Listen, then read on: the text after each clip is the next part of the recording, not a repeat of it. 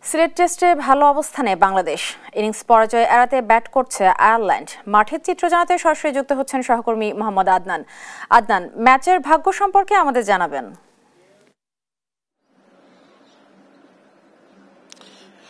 যেমনটা আসলে বলছিলেন, বাংলাদেশ একদম জয়ের দ্বার প্রান্তে।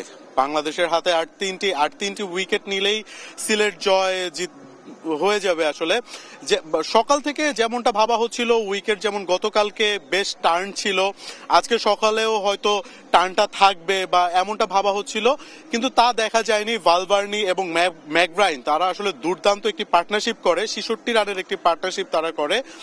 ভালভার্নি 50 না করতে পারলেও ম্যাকব্রাইন আসলে 50 তুলে নেয়। এছাড়া মেমফ্রিসকে তিনি প্রথমে তাইজুল ইসলাম তিনি আসলে আউট করে ফেলেন।